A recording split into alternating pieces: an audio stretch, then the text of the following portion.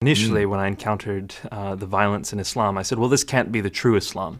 And I, for years, would push back, arguing, no, this hadith here is unreliable. For example, Muhammad says in Sahih Muslim that he has come to expel the Jews and Christians from the Arabian Peninsula and will not leave any but Muslims.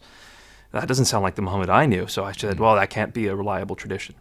And then another tradition from Sahih Bukhari, which says, I have been ordered to fight people until they testify that there is no God but Allah, and only then will their lives and their property be saved from me. And this is from the most reliable collection of hadith, Sahih Bukhari. And so I said, no, that can't be reliable either. And as you continue, you find Muhammad beheading multiple hundreds of men at the same time.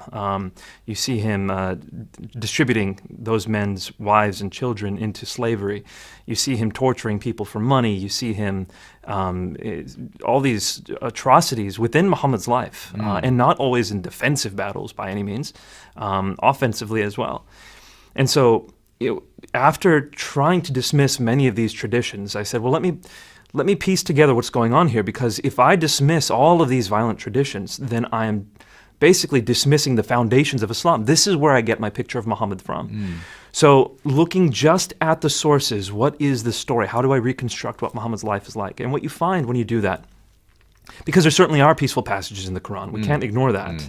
Like chapter 2, verse 256 of the Quran, which says there's no compulsion in religion. And those are often the ones that are quoted in those response are often to, the ones, to people. Chapter 109, which says, those of you who disbelieve, believe whatever you want and let us believe what we want. Fairly peaceful. One of the ones that's I can't say this without laughing a bit, but so abused is chapter 5, verse 32 of the Quran, which says, if you kill one person, it says if you kill all of mankind. And if you save a life, it says if you save all of mankind.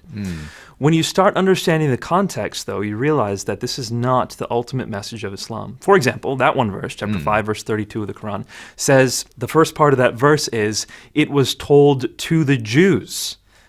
If you kill one person, it's as if you kill all mankind. If you save a life, as if you save all mankind. And we do. We find that in Tractate Sanhedrin of the Babylonian Talmud. I see. It's not in the Quran. It's not a teaching for Muslims. The next verse is the teaching for Muslims, which says, if anyone creates mischief in the land or strives against Allah or His messenger, crucify him or kill him. Right, a or very cut off his different hands and feet. message. Exactly. Okay. So you start getting the context. And what you find is, in the first 13 years of Muhammad's prophetic career, he lives a peaceful life. He has about 100 followers by the end of that time, not that many. Certainly doesn't have a fighting force. Most of these people are of humble means. And he doesn't fight during that time. But then he's given rule over a city. An entire city gives him the right to be arbiter. From that moment until his death, approximately 9 to 10 years, he personally participates in or deputizes 86 battles. Right. So that's an average of 9+ battles a year, and they culminate in intensity until the moment he dies. Chapter 9 of the Quran is the last major chapter of the Quran to have been composed, and it is the most expansively violent. This is the one that starts off by saying, this is a disavowal of all the treaties we have with polytheists. Chapter 9, verse 5, slay the infidels wherever you find them, lay siege to them, take them captive. Chapter 9, verse 29, fight the Jews and Christians until they pay you the poll tax and they feel subdued.